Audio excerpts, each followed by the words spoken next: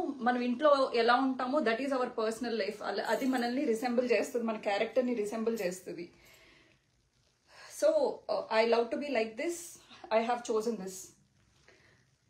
Somebody XYZ is talking about సనాతన ధర్మ. మీరందరూ ఎవరో మాట్లాడుతున్నారు కదా సనాతన ధర్మ. మీ ఇంట్లో ఆడవాళ్ళు ఇలాగే బట్టలు వేసుకుంటున్నారా? సనాతన ధర్మం గురించి మాట్లాడుతున్నారు. మీరు హిందూ స్త్రీలను వివాహం చేసుకున్నారా? మీ ఇంట్లో కొంతమంది ఆడపిల్లలు ఉన్నారు, ఇలాంటి బట్టలను సనాతన ధర్మం నేర్పించిన బట్టలు వేసుకుని బయటకు వస్తున్నారా? స్టేజెస్ మీద డాన్స్ వేసేటప్పుడు ఎలాంటి బట్టలు వేసుకుని డాన్స్ చేస్తున్నారు? మరి వాళ్ళకి చెప్పాలని అనుకోవట్లేదా సనాతన ధర్మం గురించి? ఫస్ట్ మీ ఇంట్లో మాట్లాడి సనాతన ధర్మం గురించి. సనాతన ధర్మం ఎప్పుడు కూడా లివింగ్ రిలేషన్షిప్ అని ఎవరిని కడుపులు చేయమని చెప్పలేదే సనాతన ధర్మం. ఏ ఆడపిల్లని అన్యాయం చేసి ఏడిపిస్తూ రోడ్ల మీద వదలమని చెప్పలేదే మన సనాతన ధర్మం. ఇదా సనాతన ధర్మం? మీరే చెప్తారు మాకు సనాతన ధర్మం గురించి. సనాతన ధర్మం అంటే ఏంటి? అటు నూతనమైనది, ఇటు ఎప్పటికీ పాతది కానిది, ఎప్పటికీ చనిపోనిది, ఎప్పటికీ ధర్మమైనది, ఎప్పటికీ నిలిచిపోయేది సనాతన ధర్మం. ఎంతో మంది దండెత్తొచ్చారు మన దేవాలయాల్ని నాశనం చేయడానికి. మన హిందూ ధర్మాన్ని మార్చుకోమని చెప్పి రకరకాల మతాలు వచ్చినాయి భారతదేశంలోకి. రకరకాల మంది వచ్చి అసలు మంత్రాలు ఫూలిష్నెస్ అని అన్నారు. ఎవరు నాశనం చేయగలిగారు? ఈరోజు భారతదేశం ఈ నలువైపులా పీఠాలు ఉండబట్టో, మఠాలు ఉండబట్టో, గురువులు ఉండబట్టో, దేవుడు ఉండబట్టో ఈ రోజు కొన్ని వేల మంది, లక్షల మంది మన భారతదేశం మీద దండెత్తినా కూడా ఈ రోజు మన సంస్కృతి, మన దేవుడు సెక్యులర్ అంటారు, యాక్సెప్ట్ చేసాం. హిందూ మతం ఎప్పుడు కూడా ప్రతి మతాన్ని, ప్రతి ధర్మాన్ని, బౌద్ధ ధర్మం కూడా వచ్చి భారతదేశాన్ని ఏలాలనుకుంది, క్రైస్తవ ధర్మం వచ్చి ఏలాలనుకుంది, ముస్లిం ధర్మం వచ్చి ఏలాలనుకుంది. కానీ సనాతన ధర్మం ఎంత మంది వచ్చి చెక్కు చెదర్చాలని ట్రై చేసినా కూడా సనాతన ధర్మం చెక్కు చెదరలేదు. ఐ రెస్పెక్ట్, బికాస్ హిందూ ధర్మం ఎప్పుడూ కూడా శాంతి శాంతి శాంతి శాంతి అంది. ఇంకొకటి కూడా అంది, సర్వే జన సుఖినోభవంతు అంటాం మేము. ప్రతి మంత్రాలు అయిపోయిన తర్వాత ఓం శాంతి శాంతి శాంతి అంటాం మేము. శాంతి కాముకులం మేము. ఈ రోజు ప్రతి ఒక్కడు వచ్చి సనాతన ధర్మం గురించి మాట్లాడతాడు. ఏంటి మీ రాజకీయం? ఎవడో బ్రిటిష్ వాడు వచ్చి రాజకీయం చేస్తే అనుకోవచ్చు. ఈ రోజు మీరు హిందూ ధర్మంలో పుట్టి హిందూ ధర్మాన్ని అడ్డం పెట్టుకుని రాజకీయాలు చేస్తున్నారు. మీరు మీ ఉనికి కోసం, మీ రాజకీయం అస్తిత్వం కోసం హిందూ ధర్మాన్ని, అటు దేశ రాజకీయాలు అవ్వచ్చు, రాష్ట్ర రాజకీయాలు అవ్వచ్చు, ప్రతి ఒక్కడికి హిందువే కావాలి. మీరు జీవితాల్లో పాటించి చేస్తారా అంటే తోలు చెప్పులేసుకుని దీక్షలు చేస్తారు. తోలు చెప్పులేసుకుని, అది ఆవు చర్మమో లేకపోతే గేదె చర్మమో కూడా తెలియదు, ఆ చర్మంతో కుట్టిన చెప్పులు వేసుకుని మీరు దీక్షలు చేస్తారు. రేపు అయ్యప్ప దీక్షలు చేస్తారు. ఇంకొక కొన్ని రోజుల్లో భవానీ దీక్ష మొదలవుతుంది. చెప్పులేసుకోమంటారా? మిమ్మల్ని ఫాలో అయ్యే వాళ్ళు ఏం నేర్చుకోవాలి? హిందూ ధర్మం.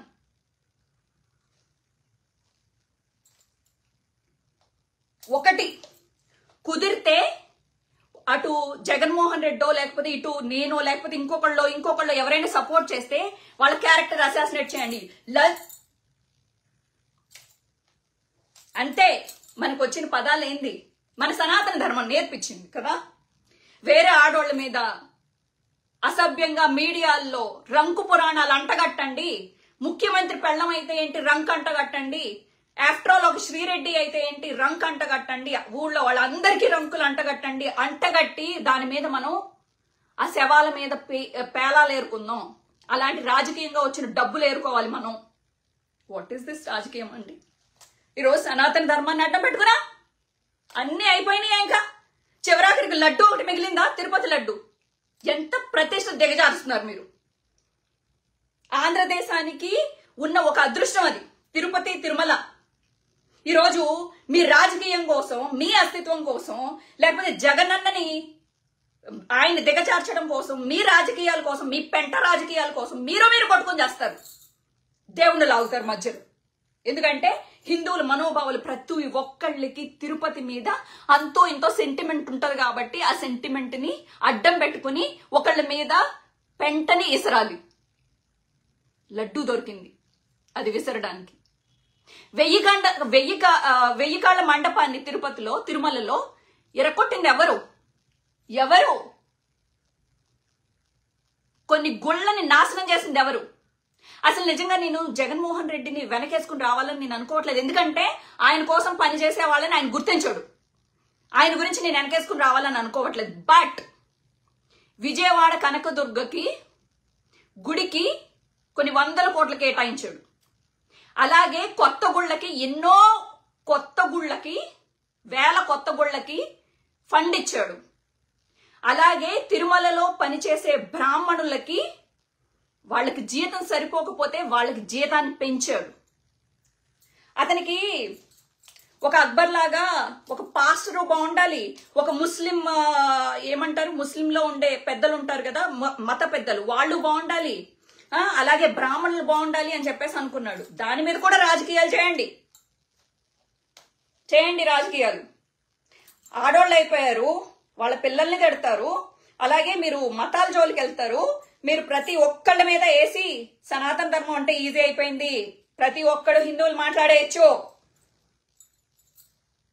మీరు ఒక్కటి పాటించి చచ్చి ఊళ్ళో వాళ్ళందరికీ నీతులు చెప్తే అందరూ వింటారు.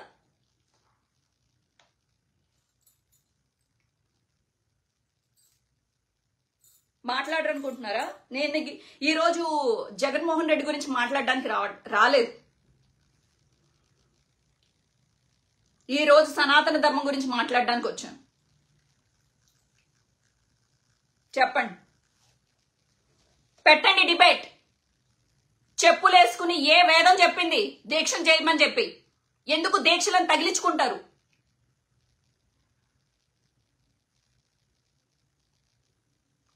రేపొద్దున అయ్యప్ప భక్తులు, భవానీ భక్తులు, వారాహి భక్తులు, అందరి భక్తులు మాలలు వేసుకుంటారు. మీలాగా చెప్పులు వేసుకోమంటారా? ఇప్పుడు మిమ్మల్ని ఫాలో అయ్యే వాళ్ళు ఎంతో కొంతమంది ఉన్నారు కదా, ఒక పర్సెంటేజ్ ఆఫ్ పీపుల్ ఉన్నారు కదా, వాళ్ళందరికీ ఏం మెసేజ్ ఇస్తున్నారు మీరు?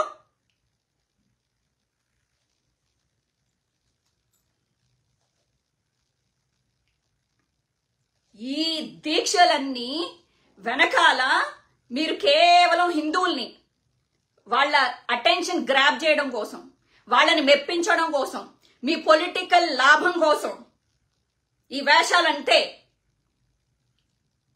పెళ్లి చేసుకునేది క్రిస్టియన్స్ ని, కనీసం మీ పిల్లలకి హిందువుల పేర్లు పెట్టారా?